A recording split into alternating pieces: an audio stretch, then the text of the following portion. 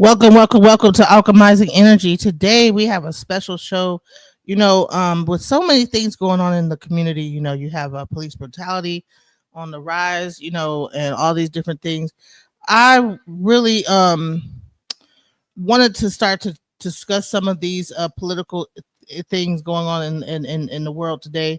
And Baba Yashibiyah, he not only has been doing our um, principles of Ifa and learning about Ifa and the calendar and things like that. But he is also a really heavy political figure in the town where he's at. He has a lot of knowledge on the inner workings of politics. So what I said is that, we were having a conversation. I said, I think we should do a show.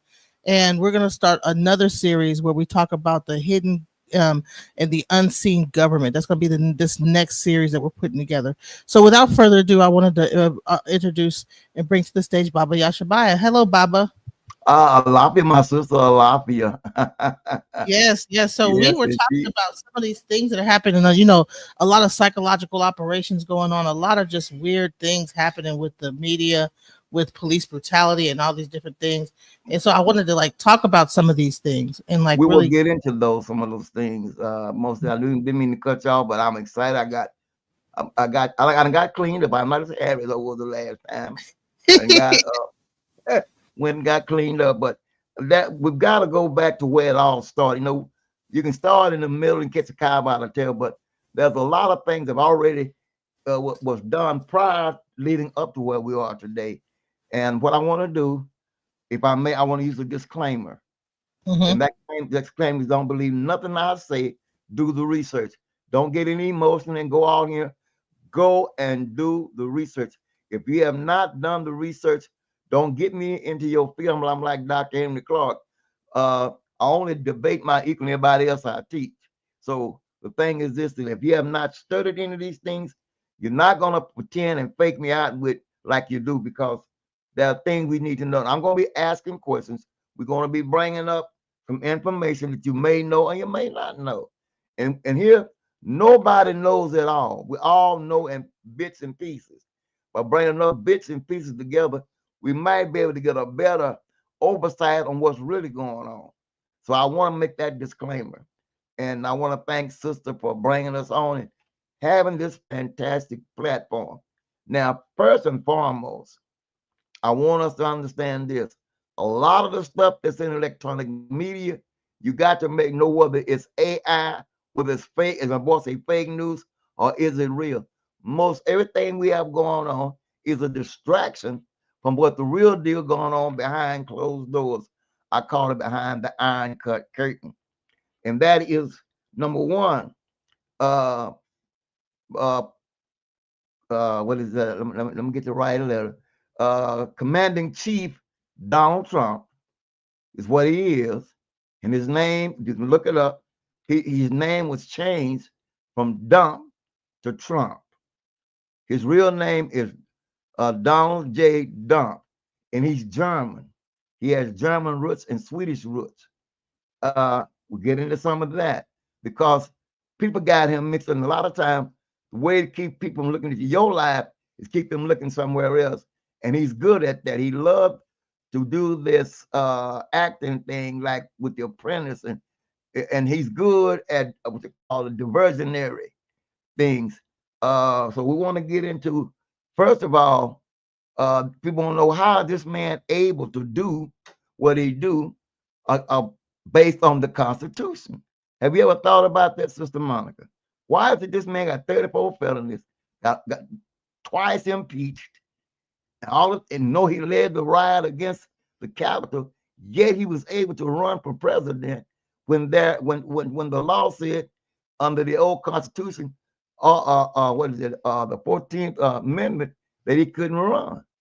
How was he able to still run and get around the 14th Amendment?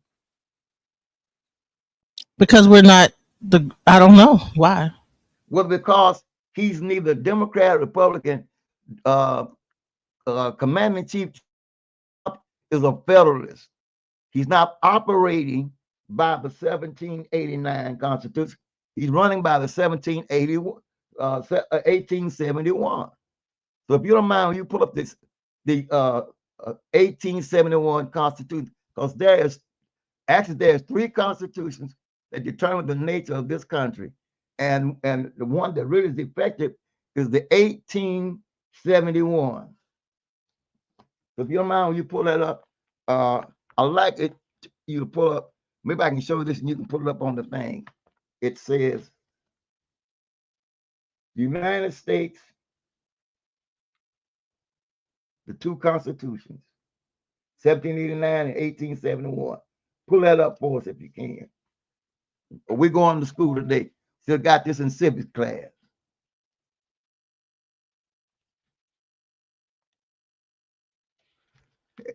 So what do we have?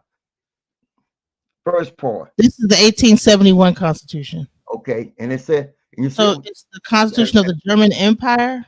well, that's the third part. But I want to go to the first part. There's several parts to it. You want to go to the organic. That is the 1871 organic. Right here, yeah. The Organic Act of 1871, which revoked the individual charters of the cities of Washington and Georgetown and combined them with Washington County to create a unified territorial government for the entire District of Columbia. The new government consisted of an important appointed governor, an 11-member council, a locally elected 22-member assembly, and a board of public works charged with modernizing the city. The seal of the District of Columbia features the date 1871, recognizing the year the district's government was incorporated. It's incorporated. So, and the one that I have before me, and I'll read, and we'll get into it. It says, anyone digging through American history can find the District of Columbia Organic Act of 1871, when the Crown, Vatican, Swiss bank cable set up robbed everyone of their rights of the land to the Crown. Then it goes on to say that who made the suit was the Jesuit Rothschild Lord. The guy just died. The Pope was a Jesuit Pope, right? Mm-hmm. Okay. So let me flip into the inside. It says the United States incorporated in England in 1871 was governed entirely by private corporation laws dictated by the banks and creditors. I want you to get that. So that there is what you call the United States is a corporation, and it took over America. There is no America. The only thing close to that is the District of Columbia. And as you brought up earlier, You know, I've noticed that lately they've stopped saying United States of America and just saying United States. Even when you fill out your paperwork and documents and stuff, it doesn't say of America. That's because of the way they try to ease it out, because for a long time it was United States Inc. United States Inc. Then after a while they began to ease it out and feed the other end. But what we're going to look at, we're going to find out that there is a hidden government, and it's called the Federalist Movement. And Commanding Chief Donald Trump is a Federalist. There's a guy by the name of Leonard Leo. See if you can pull him up. Leonard Leo.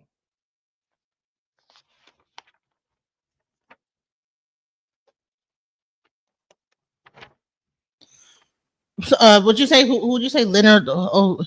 His name is Leonard Leo.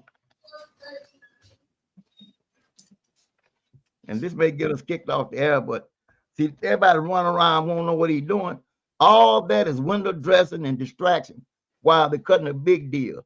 Because it wasn't too many years ago that he was talking bad about a tar and all this stuff. Okay. Chairman of the board of the directors of the Federalist Society. The Federalist Society controls all of your schools that deal with law. They run every one of the schools, falls under them. Let's see if we can find anything else about the Federalist movement or organization. What else? Is there anything else in there? Go Wikipedia, how you want to do it. Okay, let's see. Federalist movement. So it said that's not. So this is it's a party. You keep reading, you see it, don't you? It's a Federalist party. Yeah. And it had nothing to do with Democrat or Republican. This is a powerhouse within itself that runs everything. The Federalist Party. Wow. So And he's not. So he's not Democrat or Republican, he's but none of you that. never heard of the Federalist Party. Well, that's So this is it is it is this thing above both of them? Like, because I'm like, yes, ma'am. It's y'all time here. Barney Sanders talk about the oligarchies, but it's a thing called the oligarchies and the despots. This is another form of government that you don't see, and they control your 12 federal banks. Anything to deal with federal stuff that goes above and beyond, and then you got people that's tied into it, like keep going. You bring it on up. See, these are the banks that he's talk about that owns the United States Incorporated. What's his name? Elon Musk mm-hmm. is a joke. He's the richest man only through where? Only through government subsidies. Have you ever heard of a group called But they're trying to say it dissolved 197 years ago. it ain't dissolved. It's still active. Oh wow, that's crazy. It's still matter of fact, they control a lot of your so-called education for as laws, you know. So what they did? So what did they do? They just like kind of Take it out of sight, out of mind.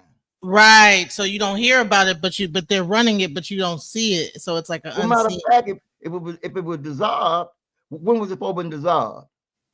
It said it was dissolved. It said the Federalist Party was founded 236 years ago, and it dissolved in 1828, 197 years ago.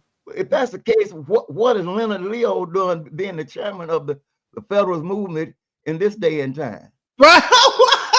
wait, wait a minute. Shit, come on.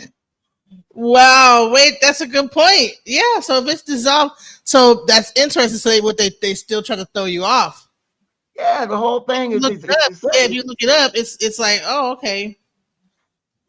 Chairman of the board of the directors of the Federalist. Yeah. okay.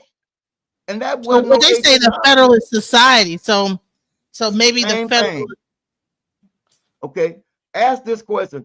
What does the Federal Society control? Ask that question. We I'm gonna going go to right school here. tonight. Let me share this. Okay. So the Federalist Society. Okay, they have chapters all over the country. Right. But they dissolve, right?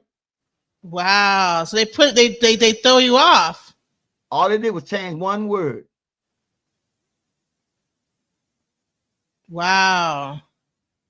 Law They schools control and what it legal says. professions are All the currently law schools controlled dominated. by and what it says, law schools and legal profession. Read that for us. Let's make it big so people can read it too. Law schools and the legal profession are currently strongly dominated by a form of orthodox liberal ideology, which advocates a centralized and uniform society. While some members of the academic community have dissented from these views, by and large, they are taught simultaneous with and indeed as if they were the law. The Federalist Society for Law and Public Policy Studies is a group of conservatives and libertarians interested in the current state of the legal order. It is founded on the principles that the state exists to preserve freedom, that the separation of government powers is central to our Constitution, and that it is emphatically the province and duty of the judiciary to say what the law is, not what it should be. The society seeks both to promote awareness of these principles and further their application through its activities. And you could go on and on. It So was now founded in, go ahead. they say that this was founded in 1982. So what do you think they just like?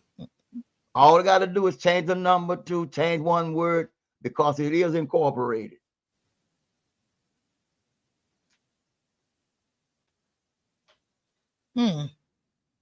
This who governs Commander-in-Chief Donald Trump. That's why he tried to get things to get to, why he tried to deal with federal judges, get everything to go to the Supreme Court, because when you get there, this man is not controlled by no 1789 Constitution. It was sabotaged and did away with the 1871.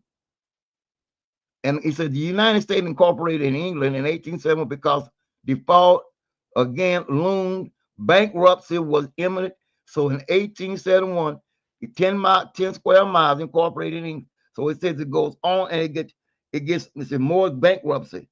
In 1909, the country is broke. My question to them, now here we go. We're going to type this in. You ready? Mm-hmm. Ask the question, how many countries control the debt of the United States?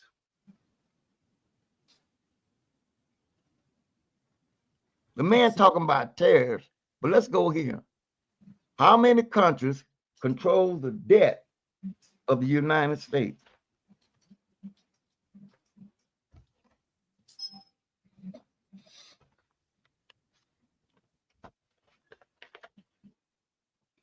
It says the largest holders are typically Japan and China, with the UK and other countries also holding substantial amounts. Because this saying it's not accurate to say that a limited numbers of countries control the U.S. debt.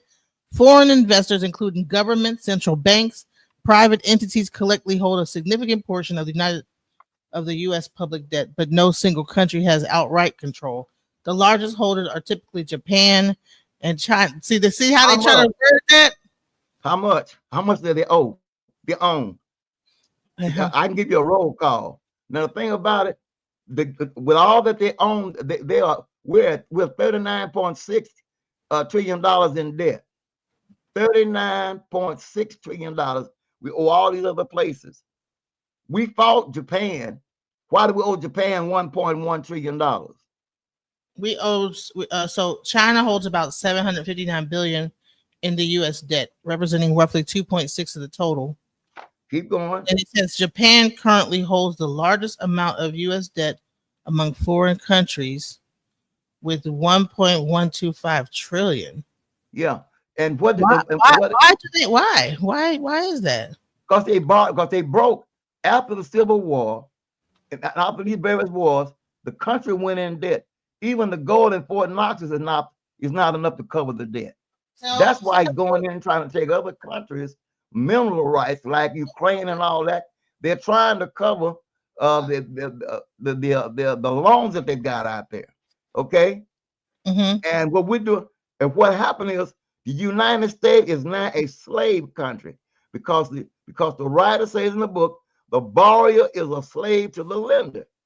So if you owe me, you're a cash cow. Why would I not control you? So wait, hold on. Let me see. My daughter kind of came in here and started talking about something. But so wait, why? So why does Japan hold the largest amount of the U.S. debt? Because the thing about it, the money we borrowed from and we used when we fought Japan and dropped the bomb on Harris on Nagasaki and Hiroshima. I mean, not. So we dropped the bomb on them, and then we had to pay them back for dropping the bomb on them. Yes, ma'am. What the hell? Same thing in Haiti. So wait, so you have a war. You have a war. So wait, so you have a war, and then you have to pay for what you did in the war after you get done having the war. Rebuild the country and borrowing money, and you were borrowing money because you take up all the resources. Oh, that's not the end of it. You know. So we owe China $1.125 trillion, and we owe Japan 1.125 trillion and China 759 billion. So Asia, we thought that China was ruling this country, and it's Japan. Okay, check this out. Mexico, we owe them $102.60 billion, and the list goes on. Norway, $137.50 billion. Wait, hold on. India, let me see. Brazil, you know. Who owns all the debt? Yeah. Intragovernmental debt held by the public. So more than 2/3 of public debt is held by domestic holders. Okay, and you think that ain't the story. Ask the question: how much land does China own in America? How much land do China own?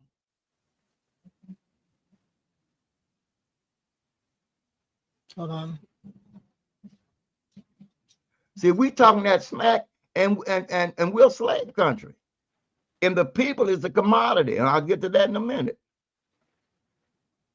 You know, So and that's as why of he's running December around doing what 31st, he's doing. 2023, Chinese investors held an interest in 277,330, 1,336 acres of agricultural land in the U.S. farm. according Come to the on. USDA Farm Service Agency. So they own the farms. They own the majority of the farms. And that's what I'm trying to tell people. So if they control you, they bring in So this wait stuff. a minute. No, so now they're bringing in these South Africans. What are they going to do? Give them some land too? Well, the thing about it, Well, that's who's going to get that? Whose land are they going to get? Like what? Because he's the saying, same thing well, they y'all done are before. farmers. The same thing they did before with the United States Land Distribution Act. When we came out of slavery, a lot of blacks that was guaranteed land, the land was taken from them and given to poor whites that they brought down from Arkansas and other places to destabilize the South, because at one time most of the Negroes and blacks in the South had plantations and they had big money. In order to break the country, they had to counterfeit the money in the South and put the ominous on the North. People don't know slavery was more than just what we think it was. It wasn't about color, it was about economics. Because many of the blacks owned slaves, black and white, owned a lot of plantations, was bringing in more money, bringing in way more money than the average white. They tell us the story in Hollywood, but I can name you several people that you can look up. This man, I don't want to. They're I don't giving want to get. Afrikaners a so-called government land, but they haven't given us 40 acres of a mule yet. That with the 40 acres of mule was only promised to those who fought in the war. It wasn't promised to everybody. They didn't take the 40 acres of the mule was only promised to those who actually fought with the Union against the Confederate, right? It wasn't about for everybody gonna get it. That's the lie that people thought. That is not what it was about. And some of the folks did get, because where I live at right now, some of the folks did get the 40 acres. They said, keep the damn mule, give us the land. And they've got it. What I want to go to now, we talk this hidden government. During the time when Reagan was in office, this came out. Oliver North went to Colombia to cut a deal for guns for drugs, and that was to go in to destabilize the Black Panther Party and other groups that were coming together by putting drugs in our community, right? So to destabilize, they brought in this thing, the drug thing. So it was guns for drugs. Now when they went to Vietnam, it wasn't so much about democracy as they was trying to get the poppy fields. IBM was in there. Every war we ever fought was about taking the resources from the country we was fighting under disguise of democracy. There is no such thing as democracy. You cannot have a democracy in a capitalistic society. Mm. Think about it. You cannot have democracy in a capitalistic society when it's based on what they call on a social order. You got your upper class, middle class, and lower class. It's a caste system. So where's the democracy at? So so you're saying that America is run underneath a caste system? Yes, sir. Yes, ma'am. We hear it all the time. Well, we're gonna take care of the middle class. BS. Where's the middle class? The GI Bill was that Was during that separate from same? the part. Yeah, because I was in the military. Yeah, all that. But remember, what you get told in society is not, and if you do the research, it's not exactly what People got it going. People saying that it is. The 40 acres and the mule. If you look at the history of it, and many of them did get it, but at the same time, a lot didn't get it because they were not a part of the battle. Now, this hidden government, we're talking about the Federalists. What is the most strongest? What is the most important paper out there? Type in Federalist paper. Type that in.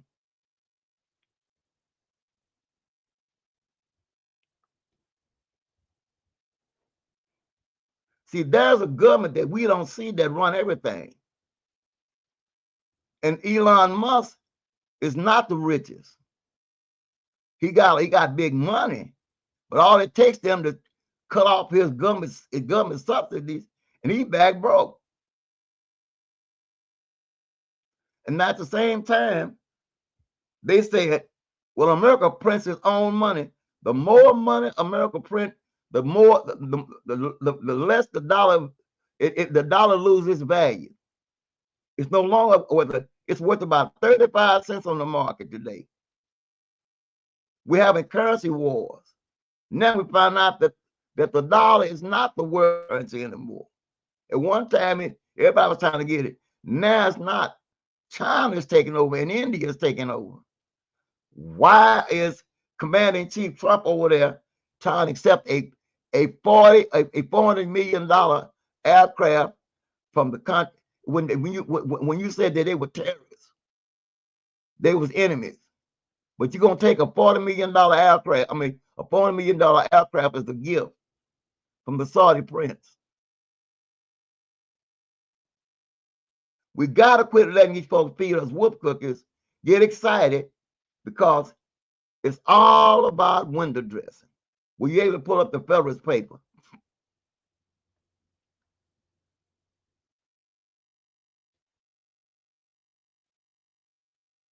I'm sorry, I got a phone call. What was it? Pull up the what? The Federalist papers, the federal documents. The Federalist Papers. Here we go.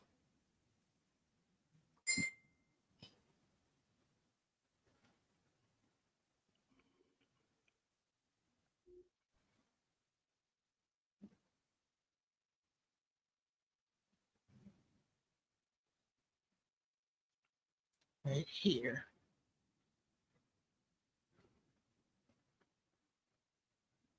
Okay, that's the Federalist Papers right there. Yeah. Okay. What does it say? All right. Let me zoom in.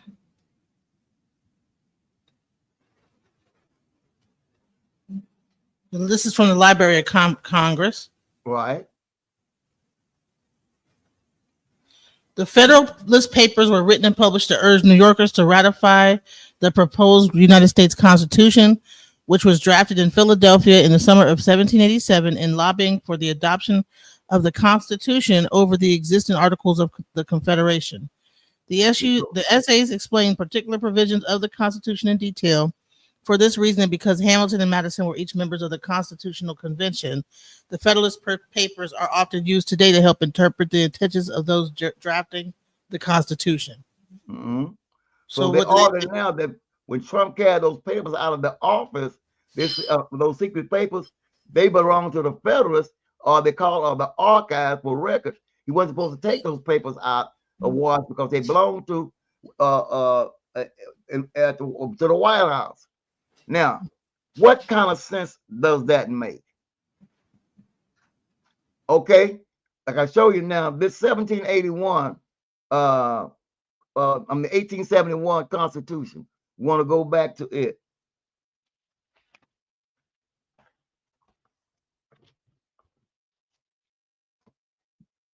Remember, the United States now they want to get rid of the penny. They say it's a waste. It costs more to make it than what is valued at. If you do that, you're going to destroy your economic, your whole mathematical economy when you do so.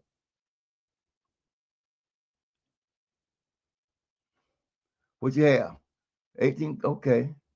Now you see also you see the Klan in there.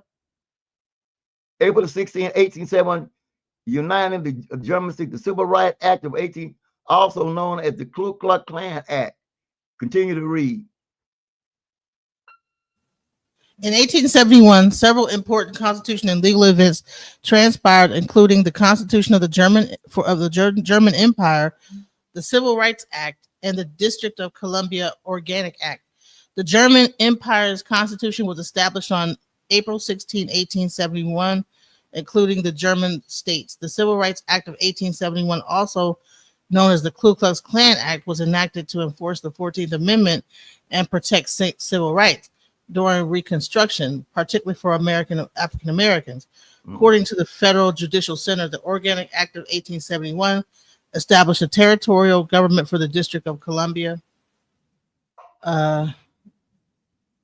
including an appointed governor and council, and it defined the city of Washington within the border of the district, according to Wikipedia. Next section says what? So this the District of Columbia Organic Act of 1870. Right, okay. Read. Wait a minute. So the German Empire, what does that have to do with the 1871 Constitution? Didn't I tell you with Trump them all in there? We all for remember they're all connected in there with the German Jews and all that. Yeah. Oh wow. Okay. You know he's German. So so you think that's the reason why his first thing is to change the name of the Washington? Change everything. Columbia change the name. You can rewrite the story. But remember, if you look up the biography history of Donald J. Trump, his name was Donald J. Trump. He was German, from German roots. His dad was German, and then his grandfather, German, mama Swedish. And they have never married an American citizen. Everybody he's dealt with has been foreign. Now, you asked a question a while ago about them taking the whites out of South Africa, and he gave them a new label called, what do you call them? Refugees. Now you're deporting everybody else, but you're bringing these folks in for what? Just my opinion. Why are you bringing these whites in? Because they're losing their status. Say it again. Because the white, which is a new name, there was no thing called the white people until 1868. There was no such thing called a wife? Yeah, there was no such thing as white people until 1868. So white people, okay. Yeah. And here is this Donald Trump thing right here. Okay, what it says. There is family name Drumpf. That's who it is. Or yeah. Donald Trump. Yeah. So Donald Trump's family has German roots. His grandfather, Friedrich Drumpf, was born in 1869 in the village of Kaldstadt, Germany. The surname Drumpf was common in the region, but later changed to Trump to better integrate into the United States. There you have it. Wow. You always talk about somebody else's birthright and birth certificate.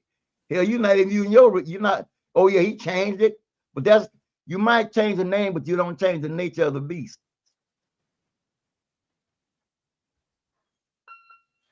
In 1885, Friedrich immigrated to the United States to avoid military service in Germany. Keep reading. Didn't Trump do the same thing? Yeah, he did. He began life in a new country, first working as a barber, then opening a number of hotels and restaurants in the western United States during the Canadian gold rush. Okay, keep going. Is there any more? In 1901, Friedrich received a U.S. passport and decided to return to Europe in his hometown of Kaldstadt, Austria. He married the daughter of his neighbors, Elizabeth Christ, and set out for New York again. His young wife was homesick and returned to Austria. However, the authorities interpreted Friedrich's departure as an attempt to evade military service and deprived him of the citizenship, and he returned to the United States for good. He was kicked out. This is his grandpappy. He was kicked out. The name Trump was changed to Trump in the early 20th century. The reason was not only the desire to adapt to the English speaking environment, but also to the desire to distance itself from his German ancestry. Right. In the mid 20th century, after World War II, German roots could be socially undesirable in the United States. Drumpf was changed to Trump at first and then shortened to Trump. It's Wow. keep reading. So in 1970s, when Fred Trump was actively doing business, the family claimed to be of Scandinavian descent to improve relations with Jewish tenants and business partners who might have had negative associations with German roots after World War II. Fred Trump explained his unusual action by the fact that he also has Jewish roots. Donald Trump has also repeated this version of his Scandinavian ancestry in his public speeches, although historians later confirmed his German roots. So this is what we're dealing with. In his book, The Art of the Deal, Trump said his father was born in Germany, although this is not true. He was born October 11th in the Bronx, 1905. His grandfather, Friedrich Trump, arrived in the United States from Bavaria at the age of 16. So he's Bavarian? I mean, just look at the tree. Look at the tree. Now, this is no attack. We didn't make this up. You can go look this stuff up if you really want to know. Then you wonder why he's where he's at and how he got there. Right. So it's basically, it's a heritage of buying and immigrants coming here buying up land and then passing it down. That's the same thing that's going on now. Wow.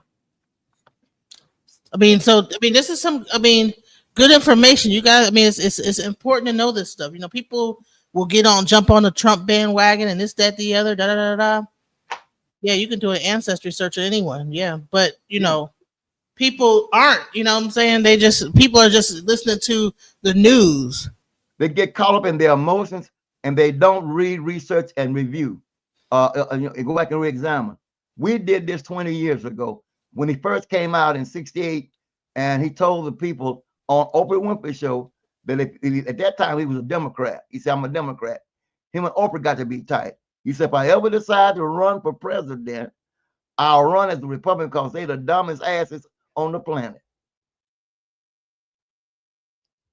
His son said if he run, he'll take over the party. Did he not take it over? This thing called MEGA. MEGA goes back into Germany when they're trying to clean it up. MEGA is actually the offshoot of the Tea Party when Barack Obama was in office. That's who went after Barack Obama, the Tea Party. So is that like a communist party? They have, it wouldn't be considered a communist party. They would label it, but it's an anti-American party. So do you think that they're trying to destroy America, or do you think they're trying to America's gone? America's gone. There's no America. It's called the United States Inc. So they're trying to run it like a business. It is a business. Right.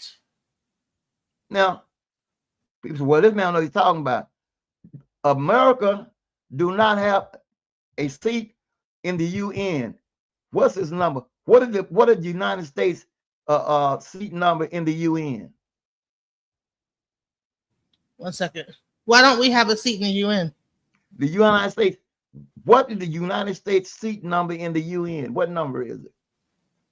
Because every country has a number in the seat in the UN. What is the United States number in the UN? The United States does not have a specific seat number within the UN. The UN, huh? Are you reading it or are you asking? I'm just reading. This is what AI said. It does not have what? Say that again. It does not have a specific seat number. Right. Because it's not there, because it's not a country. It's a business. They're there as being what you call the enforcers or sergeant at arms. So they can't. Unless you're a country, you have to be a country to have a seat. They can't because they're not a country. They are a business. So wait, is the United States a member of the United Nations? No, that's why Trump keeps trying to get in and out. He only there as what? As enforced as military. It That's said why he keeps it's jumping in oh and wait, out. the United States is the founding member of the United Nations. Yeah, right. Then why And don't you it's have one of the why don't you five have permanent members of the UN Security Council. So I guess it's the what UN Security Council? That's enforcement.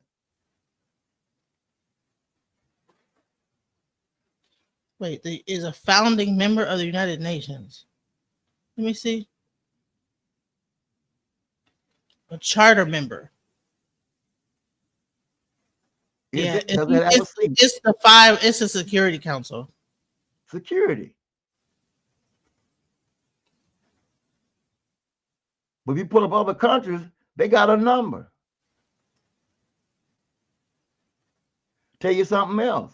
Should There's a we say how come you what I'm sorry. why does it have a why does it the United States have a number in the United Nations? As other countries. Secure.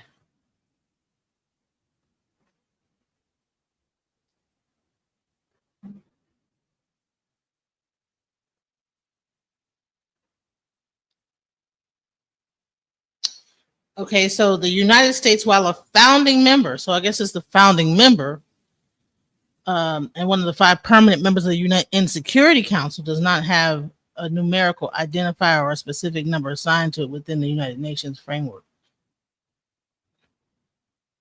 Then how is it that the Washington nation, which is a black sovereign nation in the United States, has a seat on the UN Council? Seat number 245.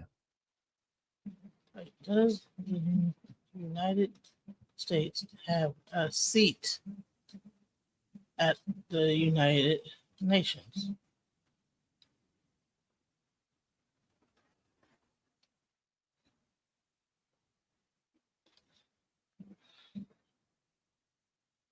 It says they do have a seat. You say they do have one? What's the number? Because for a long time it didn't have one. It don't say what the number is. Well, okay, let me see.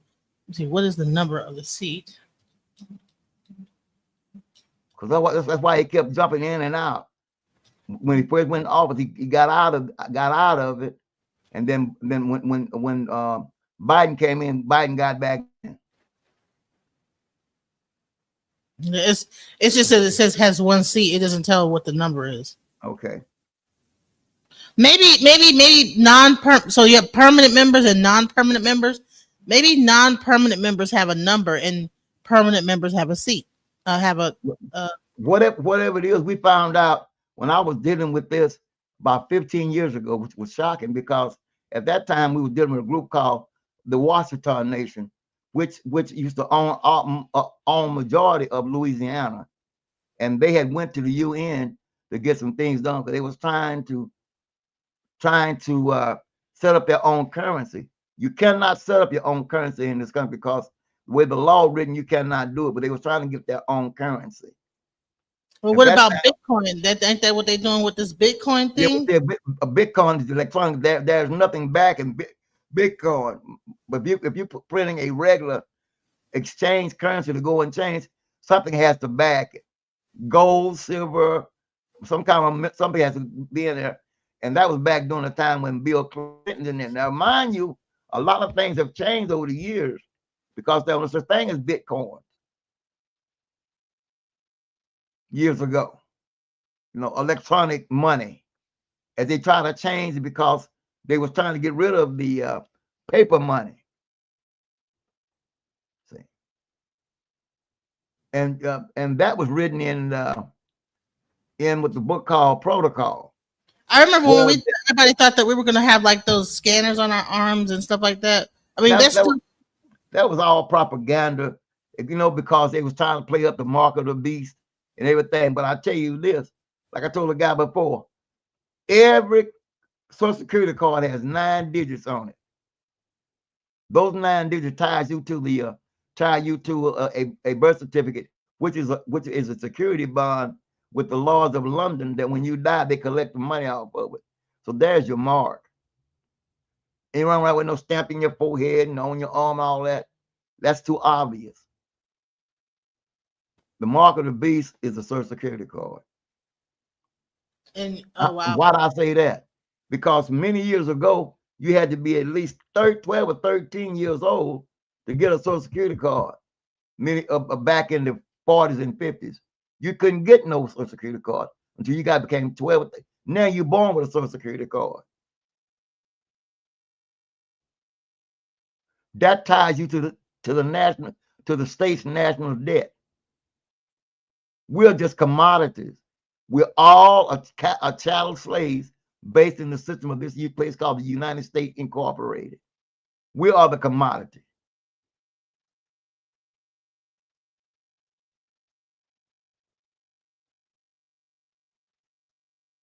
The Constitution states on silver and gold are legal tender, and no law can be put into place which goes against the Constitution. But there's several unconstitutional laws on the books. Okay. Now, it said, but watch this. Silver and gold. That damn piece of paper ain't silver and gold. With the Social Security? It has to be coin. The real money is coin. That piece of paper is not. Let me I'm going to the book called Protocol. Have you guys ever like went to your Social Security account to see like how much money, what because they keep tabs of all your income and everything like that, and then it's like that determines when you're going to retire, and then the government will pay for your whole, give you, all that. I'm familiar with a lot of that changed under George W. Bush when he took the money from Social Security, and we had the SNL banks, SNL scandals came out. Because at one time, which was the government, it took four people paying into the system at one time for one person to draw benefits. Now, because where it is now, we may have 2 to 1. But I want to share something with you. And it's in the book called Protocol of the Learned Elder of Zion. It's under the final rights. And it says this.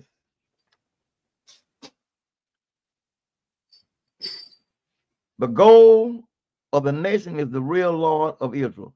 The gold market of England is closed on Jewish holidays, said the Evening Standard. Check this out. It is a federal IOU. That's what it is. It says,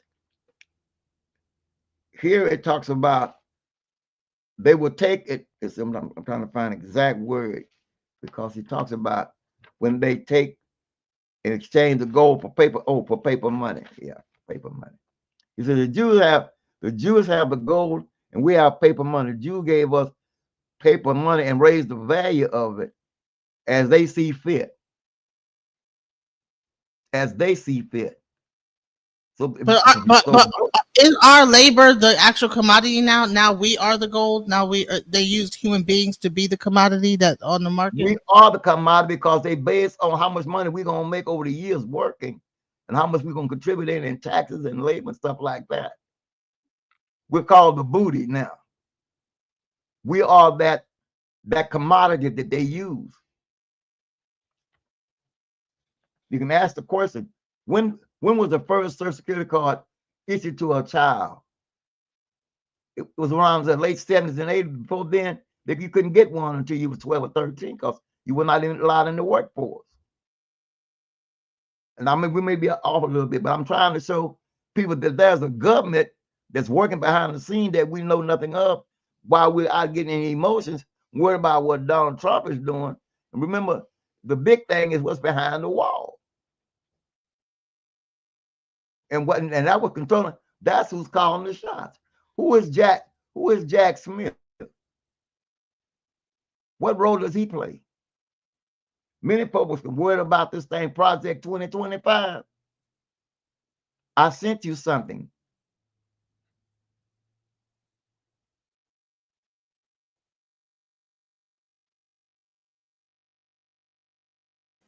The Social Security Administration started issuing Social Security numbers in November 1936. The initial focus was on workers in industry and commerce. It's difficult to pinpoint the exact first number issued to a child. However, the number of children enumerated at birth has increased over time with the Family Support Act of 1988 and Hmm. the enumeration at birth program contributing to this. But Oh, prior so to that, there was an enumeration at birth program that was a part of the Family Support Act of 1988. Now, what was going on in 1988 that they needed a Family Support Act? that's a good question. But prior to that, even though there, but you had to be a certain age to even get a card, because you couldn't get a card unless you were 12 or 13. Hmm. 'Cause I was The there. whole objective is the whole Social Security is about what to taking care of the elderly once people pass get old past a certain working age. Well, they claimed that was for, but as they begin to change the a legal age to draw it, began to change. Cause one time it was 65, now it's 67. Now they're trying to get it to go to 70. Oh, they're trying to work everybody till they wait, right? They the best get to keep the money, right? Yeah. But So the yeah, thing now, we 70, see they living longer, huh? people are living longer. They say they're living longer, but come on now, but you can't draw no money until you get, and if you draw it early, you get penalized. Really? If you draw it at 62, you get penalized. By how much? It's a certain amount. When I went, I decided I'm gonna go on and draw, man. So I draw it at 62. So rather than drawing 15, 1600, they cut me down to like 750. You know. Wow. Here's something I want to share. We was talking about, have you ever heard of a thing called the Committee of Wait, 300? wait, hold on. Did it go up as you got older? No. I mean, the only way it goes up, it may go up a couple of pennies, but that's not it's only a certain percent. They may, well, we're gonna give you $30 this year. But remember, the cost of medication done gone up. Inflation is going up. You know, Now, being on Social Security, do they also give you Medicaid too? you can get Medicaid, Medicare, yeah, you can get Medicare. Mhm. At the same time, you're paying for it. Remember, you didn't get all your money. I'm on it now. You didn't get all your money. You get a percentage. And you pay this. So here's the thing: you pay this money every day. Every time you do the check, they Yeah, take that money out your check. right. But that money went to somebody else. Now I'm drawing money off of somebody else. That's why they want you back in the workforce, because ask them how it works. How does the Social Security work? Pull it up. It takes so many people working, paying into it for anybody else to draw from it. It That's ain't why no they money had. That's why direct they were trying to make it so people go back to into the back to work. office, So into the let's so, so, so let's just look at that. I mean, how many people does it take paying into Social Security for benefits to be paid out?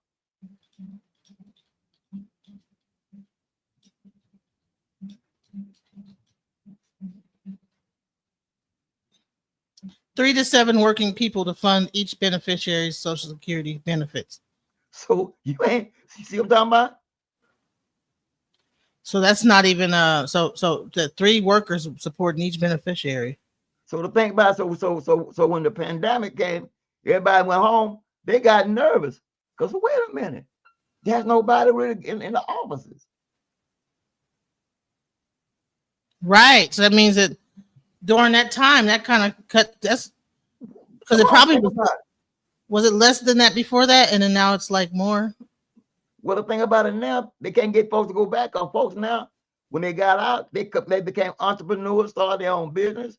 You know, you had TikTok to come along. They started making money on YouTube, TikTok, and all these stuff. So they're not going back in the workforce, paying on a paycheck, because you got to charge taxes on income. So Donald Trump now is saying he's trying to remove the IRS and the taxes and stuff. So what do you think of that? Like what he's about Well, to the do with IRS the IRS is not a federal government. It's not part of the federal government. That's a private industry. Hmm. The IRS is a private industry. It's not federal.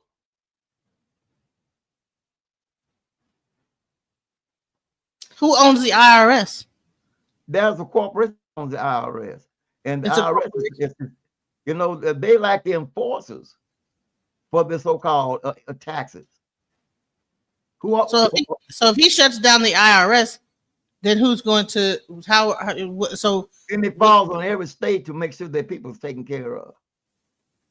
do you think that that's a good move? No, it's not a good move. Why?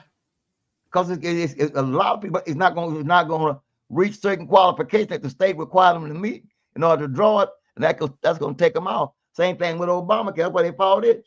If you didn't meet certain criteria, you couldn't get insurance, right? Mm-hmm. So every state has a chance to write their policies, and they could red line who they want to red line. Mm.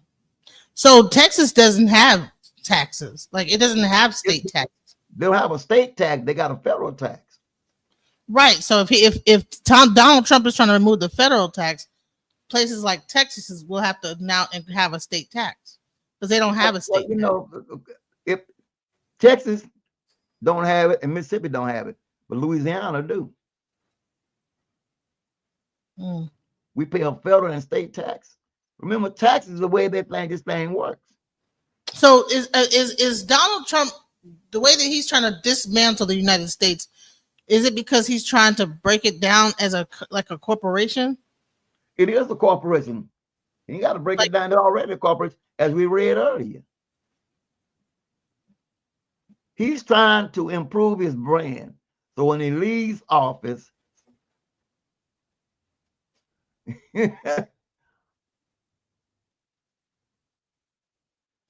City of London owns the Federal Reserve, IRS, but the gold is held in the United States. Okay, but they're not, like I said, but it's not enough gold at Fort Knox to pay off this $39.6 trillion that this country owed to other countries and steady borrowing money. It has a credit rating. Thank you, Paul, for that, Purdue. Thank you. Wait, gave all those Ukrainians Social Security benefits. They gave Ukrainians Social Security benefits? Because they're trying to get the Ukrainians mineral rights. But the agriculture and the oil and stuff. See, no, it ain't nothing just given. Trump told Lewinsky, let us have the mineral rights. Remember, watch the mineral rights. So what do you think that is going on with Canada? Why do you think that Trump is squeezing Canada and Mexico so hard with the tariffs? They're trying to stress their borders. But it's not going to, remember, all this is propaganda. All this is window dressing. That shit ain't finna happen. Mm. So you think that Trump is trying to get control of Canada and Mexico? No.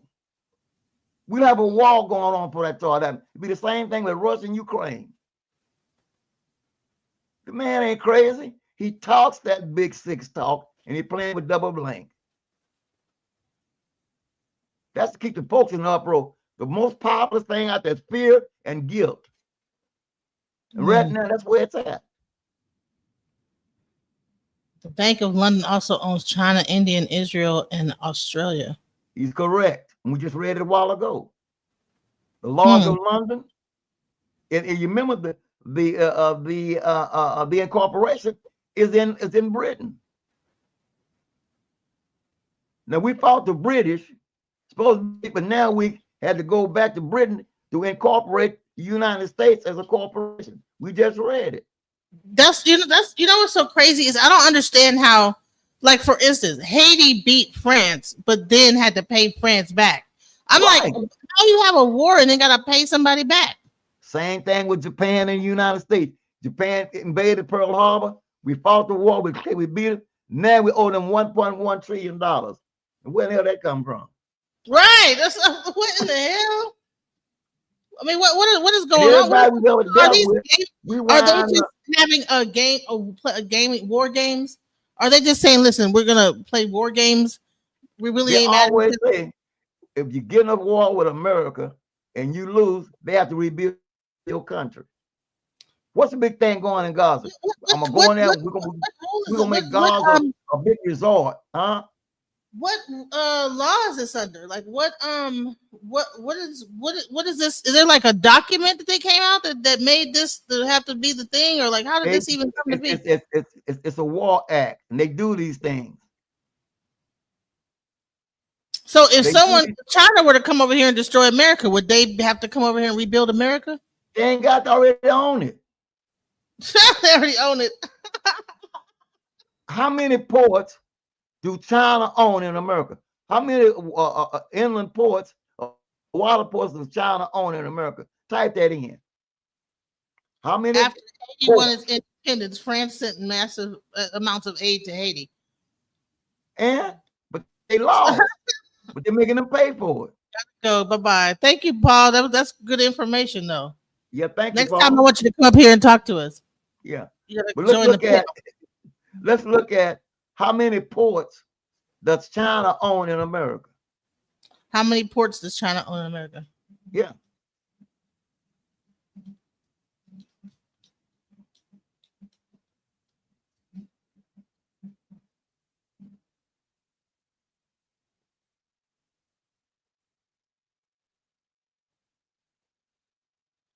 Okay. See, like I said, it's AI. You got to be careful. You got to figure out how to ask AI the question the right way to get the right answer. So while it's inaccurate to say China owns many ports in the United States, it's more accurate to say that Chinese companies have a significant presence in the U.S. ports through investment in operations. Keep going. Which is pretty much saying that they own the ports. You know what I'm saying? Yeah. So even AI is built to talk to protect. To talk a bunch of bullshit. You know what I'm saying? Like, first of all, what? Yeah. No.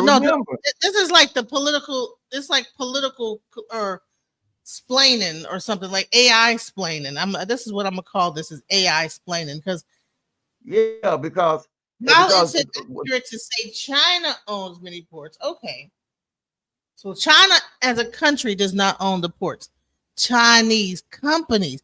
But here's the deal. Chinese is a communist country. So all the companies are owned by China. The countries that own China. So you see how they try to trick you right there with that? They try to trick you with this. No, it's more accurate to say that Chinese companies, but China owns all the companies, because there's no company that's in China that's not owned by the government of China, because China is communist. Thank you. I don't think, can you have your own business in China? No. I don't think it's possible. I think you have to, whatever business is owned by the government of China.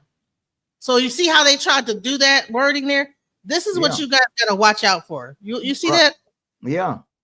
You guys got to watch out for this, how they reword things and try to talk. That's why you got to do it. Media is, period. This is what media is, period. Don't, like, when you read something, because AI tried to correct me on it. No, while it's inaccurate to say that China owns many ports in the U.S., it's more accurate to say Chinese companies, which are owned by China. Right. So the Chinese, so instead of being China, it's, China, basically. Chinese. the China, you know what I'm saying? But so why would they get into a fight? They already own the ports.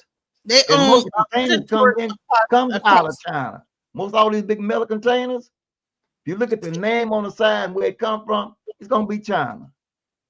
It says a Chinese crane manufacturer supplies 80% of the cranes in U.S. ports, and their cranes are present in 10 strategic seaports, highlighting China's influence in U.S. port infrastructure. Chinese companies investment. China has invested. See how they said it? See? Chinese company investment. Boom. China has invested billions of dollars in overseas port development. Terminal ownership and operation. Chinese companies own or operate terminals in many U.S. ports. So how are you going to be at war with the people when you the cash cow? You're going to raise the tariff when all I gotta do is call in the debt.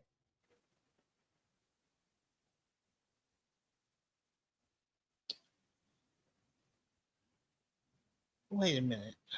Chinese technology influences what? So have we been? So are we really secretly in a China? So slowly but surely, it's switching from the United States empire, right? Because you had the Right. Roman Yeah. Empire, you had the London Empire when they were going around England Empire. You had the United States Empire. Oh, look at that. Council on Now Foreign it Relations. is the China's. See that thing, Council on Foreign Relations? Yep. We got another thing it's called the Bilderbergs. Okay. Then you got a thing called the Trilateral Commission. Mm-hmm. These are the governments that run things behind the curtain. So China is taking over. They are taking over. They control the overseas ports. They come on. So how can we give a tariff to the main country? That sounds crazy. All that's propaganda. That's taken out of one pocket, put in the other one. So what is the purpose of the tariff? What is the purpose of the tariff? Uproar. To keep citizens in uproar, because at the same time, the manufacturers is the one that's raising the price. So China and Trump is in cahoots with this. Everything's in cahoots. What? They're all in the bed together. And they got to make it seem like they argue with each other. Yeah, that's the front. That's why we doing the show. How can Trump don't believe the damn hype? Do the research. Follow the money.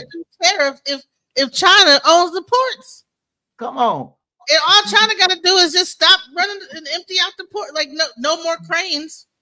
You know, I mean, no more. We're going to stop everything that we're doing. We say no more containers. No more containers. No more containers.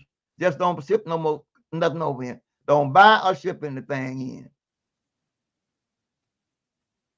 Follow the money trail. That's why we're doing the show. I'm tired of folks getting all hyped. It ain't about Donald Trump. It's what's going on behind the curtain. It's the puppet masters behind the curtain. Who's calling the shots? Who making the decisions? Prior to Easter, egg was $14 a dozen. Come Easter, eggs back down on. What happened? Other year, milk was through the roof. And like I said in the pro, they raise and lower the interest. They control it. Who controls it? The WOZ. Who is the WOZ? World Zionist Organization. Have you ever heard of them? No. Pull them up.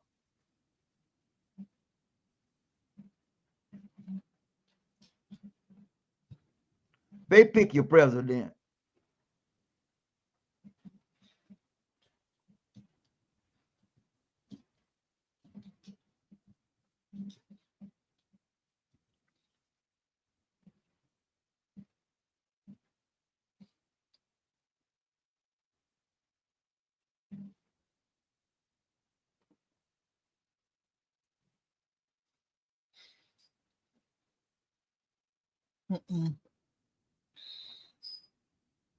That's it. Okay, so that's that. That's what that is. Yeah, but check this out: the Jewish state of Israel, right? Mm-hmm. I thought it was a country.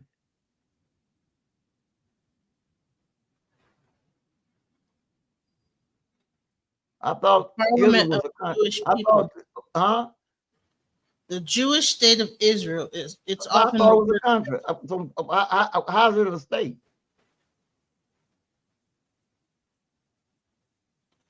Wait a minute, hold on.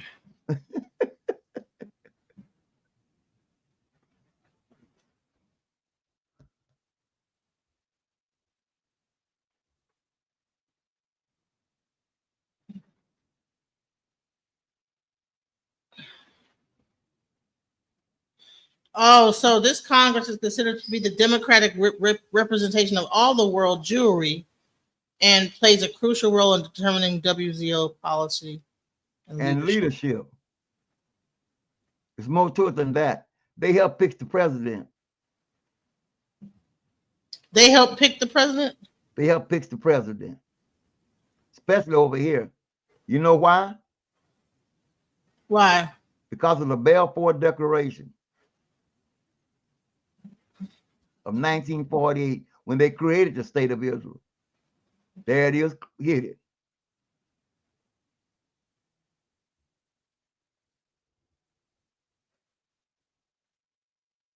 The Balfour Declaration, a 1917 letter from British. Of the laws of the Rothschild. You heard the Rothschilds a while ago in the Yeah. banking thing that bought the debt that America that America had.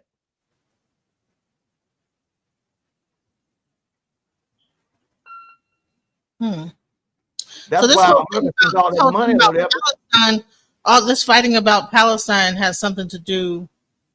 This is like an old situation that's been going on for a long time. Yeah, since 1940. Well, actually started in 1917. Well, first solidified in 1948. And matter of fact, they're supposed to it's in there to knock that we're supposed to take care of them. Yeah, he's saying that they did. He said, "Do you think that they picked Trump?" Also, he's saying Yes, that they did. Yes, they did. Why do you think they picked Trump? I thought that. Do you think that because Kamala was a threat? No, not that big. No, that's not it. Why did they pick Trump? Because he fits into the scheme of things that they want. He's already been set up to do so.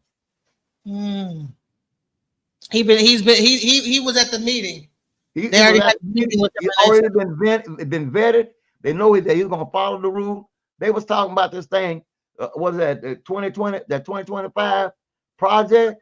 Yeah, Project 2025. I sent you something about the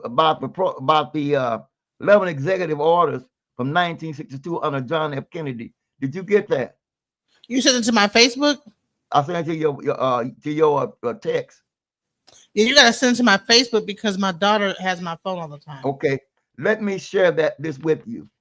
This is from that order. Also, it's in the federal record, and this is what it says. Hold on, let me go get some water, but I'm gonna let you have the screen to yourself. Okay, it says the Federal Register is probably the most powerful document printed in the United States today. What appears in the columns as notification of official presidential acts assume the power of law. No congressional authorization is required. There is no review by judiciary, executive order, or law made by any one man. The president, through certain executive orders, executive order will be possible for one man completely ignore the Constitution, authorize Congress, and the will of the people.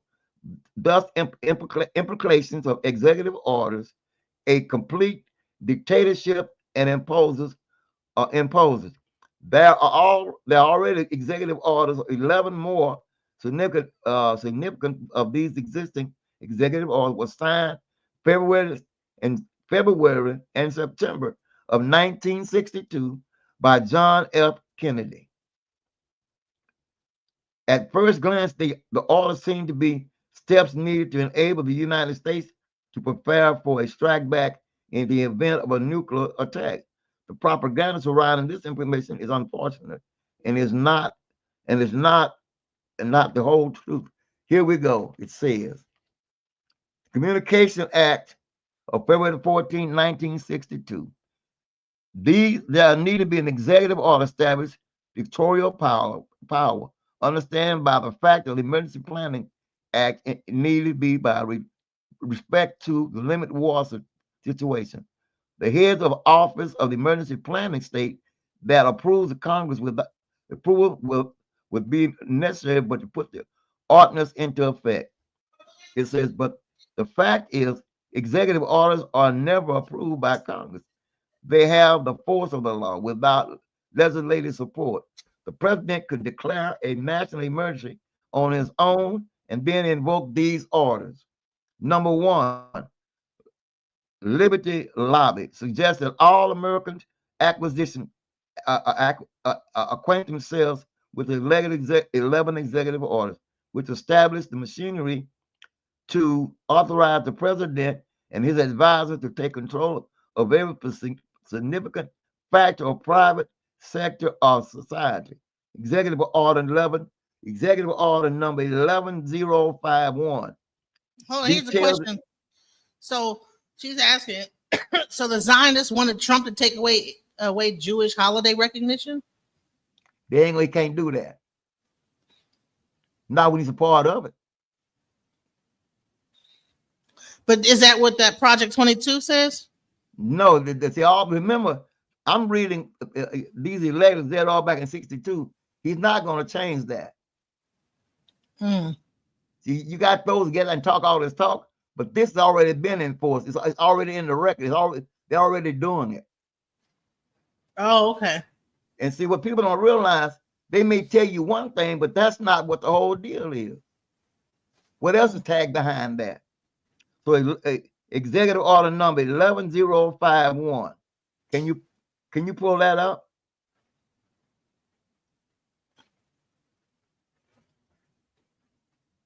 Okay.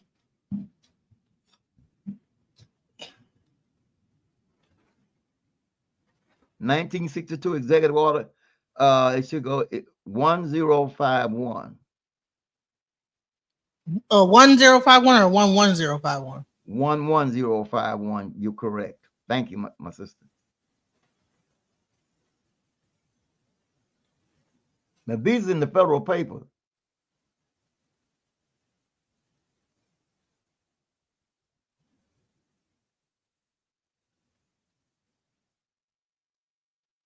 Okay, there we go.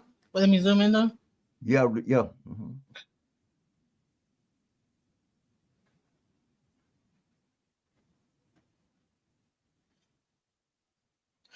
Okay.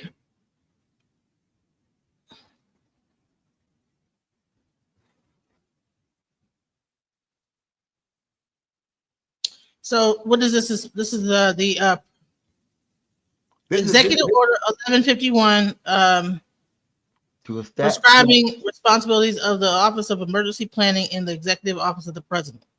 Okay. Continue. All right. Whereas national preparedness must be achieved and maintained to support such varying degrees of mobilization as may be required to deal with the increases in international tension, with limited war, with general war, including attack upon the United States, and whereas the national security and our continuing economic growth and prosperity are interdependent, appropriate attention must be directed to effective coordination of emergency preparedness measures with national economic policies and objectives. And whereas mobilization readiness and civil defense activities can be accomplished most effectively and efficiently through the performance by departments and agencies of the government of those emergency preparedness functions related to their established roles and capabilities. And whereas responsibility for emergency preparedness involves virtually every agency of the federal government, there is need to provide a central part of leadership and coordination in the executive office of the president. So he had that control, right? And that gives you all the stuff to go with it. Therefore, be virtual author vested in the President of the United States, including authority to contain national security, defense. This is the kind of power this man has. The next one, Executive Order 10995. Executive Order 10. I think Dawa is coming in. He just got to connect his device. Trying to come in. He trying to come in? Yeah, looks like it. Let's see if we get him in then. I think he's trying to get his camera to connect. Good. That's good. We get him in. Oh yeah. But Executive Order. His name, like the way he teaches, is Baba Yashibiyah. I'm sorry. Hey, y'all, listen, Baba Yashibiyah. Hold on, real quick. Here's his number, guys. Like some shit, I be learning so much myself. I forget to to put your number because I be like looking too. Dawaya, your microphone, your camera and mic is not connected for some reason. I think if you copy and paste, unmute it if you can. Well, no, his picture's not even. So whatever, you need to connect your. There should be a thing on there that asks you to connect your mic and camera somewhere that pops up. So you just have to click yes, if you can even see. Yeah, that's my buddy. We've been doing this stuff over 20 plus years. Texas Bama says I like the way he teaches. Sorry, I can't see his name. Baba Yashibiyah. Yeah. So okay. So you want which one do you want me to go to next? Let's go to Executive Order number 10995. I wonder if I could just change the number. Let me see. 0995. Is it just 10995? Yeah, 10995. Let's see. Okay, there we go. Assigning telecommunications management functions. Okay, taking over communication. Let's see what we got going on. Whereas telecommunication is vital to the security and welfare of this nation and to the conduct of its foreign affairs. Whereas it is imperative that the United States maintain an efficient and well-planned national and international telecommunications program capable of stimulating and incorporating rapid technological advances being made in the field of communications. Let me see. Like you're trying to join, but it's not. I'm not sure if you're on a phone or if you're on. You're on his phone. He's on his phone. Yeah. I think if you copy and paste the link into a browser, like the Chrome browser, and then it might ask you to connect your mic and your video camera. It shouldn't have to, and I think you have to something is not connected to like your mic and your camera is not connected. Right. So, let's see. Sorry guys. Whereas telecommunications is a vital security, whereas it's imperative that the United States maintain an effective, well-planned national communications, whereas the radio spectrum is a critical natural resource which requires elective, efficient, and prudent administration in the national interest. Mm-hmm. Whereas it is essential that responsibility be clearly assigned within the executive branch of the government for promoting and encouraging. So they're trying to get control of the telecommunicate. They already got it. They shut down radio stations. Then Trump starts suing these different stations, MSNBC and ABC and all these folks. Then a lot of these talk shows and things that was critical of him. He went after them. Huh. They shut us down on Block Talk. Really? So they canceled Block Talk as a whole? They canceled us on Block Talk. And Dawa, we've been on that thing over 20 years. So, yeah, what happened to Block Talk Radio? So does that thing doesn't exist anymore? They canceled their license. Their FCC license? Everything. The license, they can't get the frequency. They shut it all down. What? So the government now. Well, I know the FCC owns the radio waves, right? And who owns the FCC?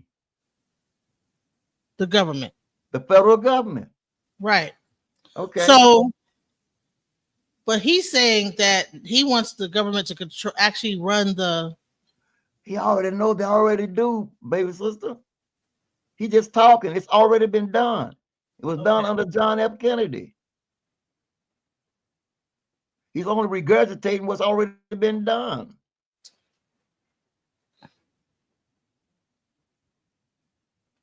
But it sounds okay. Hold on. You see that word executive branch? We talking about the White House.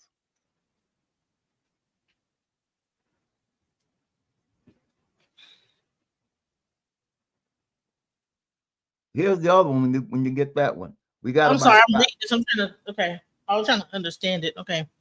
Okay. The next one is. I don't necessarily understand what I'm reading because I'm just reading it, but. Now, therefore, as President of the United States and Commander-in-Chief of the Armed Forces of the United States. What I tell you was, Commander-in-Chief? Chief of the Armed Forces of the United States. So, President of the United States is like a corporation, like a company president. That's it, CEO. But and Commander-in-Chief of the military. Conjunction. And those are the view of the authority vested in me, and it goes right through a whole thing. And that's called and that is according to what you call a case So wait, study, hold case on, hold on, law. hold on. So they put in a person to direct the telecom. This is what it sounds like to me. They are. This is trying to kind of. This is the first steps towards like you know how China, like what's it called, like China and North Korea, And like Germany, have Germany, like because right now, like you had independent companies running the radio stations, right? allegedly. Supposedly, right? Well, you had Clear Channel, you had what was it called? Then you had all these different satellite companies that popped up. So you think so? All those companies were fake, like because the people just started these companies, right? They started off initially small radio stations and then grew, but then now they them created this director of telecommunications management, Hmm. and it's held by the assistant director of the Office of Emergency Planning. Right. Sounds like to me that this is like they're gonna if an emergency come up, all radio things will be taken over by the government to, and then one single thing will become out, like almost like communist China where you have one station, one TV. And they can create the emergency based on whatever they want to. Trump tried to do the thing with the immigration, a national emergency behind the immigration to send the troops down to the border to fight the immigration. I mean, not to get into conspiracy, but I mean, it No, sounds it's like not. This is fact. This is not conspiracy. This is already in the in the Federalist paper. It's already in the thing, and it's already in motion. It ain't just getting going. It's already in motion. yeah. So it sounds like this is like some kind of a way to have one Everything is a one world government. I you mean, you know, got to hey, sync everything in. I want to. Could you call Dawa, Dawa and tell him to drop down and come back up? Because it looks like he's trying to join, but he's I'll kind of just call it. tell him to drop down and come back up and Okay. see if it'll connect with his camera and stuff, and so he can come up here because he's here. I think he's listening, but he can't. He's having no trouble with his device connecting. I'm calling him now. I mean, he's good at. I mean, well, like I said, we had a team. That's what we did. So Yeah, but she. tell her the president is Wait a minute. Wait a minute. We're trying to get you in. She said, drop down, and we want to try to get you in. So, Yeah. Also, I think if he puts the link in the browser of the put the link in StreamYard, the like copy browser. and paste it into the browser. Is he on his phone or his cell phone? know how to do that stuff. He don't know how to do that stuff. Oh, okay. He's 79 like me, and we're not. Tell her Wait a minute. Me, me, executive, me, me. yeah, You can speak on. I got you live. Go on, say what you gotta say. He's audio. Go ahead. executive 1101, the one that the government take over the control of the workforce. The Uh huh. Federal Register, explain that to her. The Federal Register is You can explain it your own. Go ahead. the Federal Register is the most powerful document in the United States. All of this happened up under Kennedy. Anytime the president calls a national emergency, it goes back to the federal. When Trump said we're going back to where it was, it means we're going back to the original Constitution. The American Constitution is a federal Constitution republic. That's the government. That's the government. That's your government. We finna go into that. They finna disband all political parties. All of this stuff has already been done. Everything has been done except Executive Order 1101, where Yeah. they take over complete control of the workforce of the United States. The president is the chair spokesman for the Council of Foreign Relations. That's his boss. Mm-hmm. This government is ruled by the Bilderbergs, the Council of Foreign Relations, and Trilateral Commission, yes. All governments is run by a secret society. The Great Seal of the United States of America belonged to the Scottish Rite Illuminati Masons. And every government in the world is ran by Masons up under a Masonic order. And maybe I can get on next week, Cole. Oh no, you know what? Tell him to just drop down and come back up so I can So I can drop down, try to come back up. We're trying to get you in, man. Well, I want to hear what he sounds like. He got all the information right there. I'm telling you, the brother is loaded. He's loaded. You know, and he like can walk. Tell him to you tell him to close out the thing and just start all over again. Do it again. Like, but I gave you enough ammunition that you should know about them executive. I've got them right in front of me. I've got them right in front of me. You in the right cotton to get 100. Ready to right. I can get 100 pounds of cotton a day. Okay, but yeah, I'm ready in there. But we're gonna work on that because the government of the United States is not a democratic form of government. It's not democracy or none of that. No, it's not. It's not none of that. It's a federal constitution republic form of government. That's what I was telling you. So that's the one they don't know nothing about. Yeah, I don't think everybody knows about the Federalist movement. For political parties. Right. And so Trump is going to do away with political parties. He's doing it. He's working on it. Much hell. They're blocking everything. Fighting for survival. Man, I sure miss you, man, being on here live. I know we can walk this thing, but I'm going to take it forward as I can, and then we'll try to go ahead and drop down and try to get in, okay? Okay, cool. All right. So now we've been studying this stuff for over 20 years, Monica, and we had a school in Dallas over on Keys, and we had 4 instructors, myself, him, my hair is going to try to get on next time, and then we had another brother, you know, he's deceased now, but we travel the country teaching this, and a lot of folks don't want to hear it, but this is documented facts. This is no faking it. This is what, and you can see it in action. So what I want to go to now, baby girl, you got 1995, right? Mm-hmm.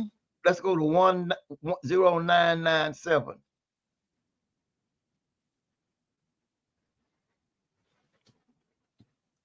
$10997. Okay, can't be. Let's try it again. I hope y'all taking notes out there. Yeah, there you go. That's how you walk it. Go on down now. Okay. 1150. Okay, right there. Right here, this right here. It's should be what one. Is it called? No, it's called. I think it's 10997.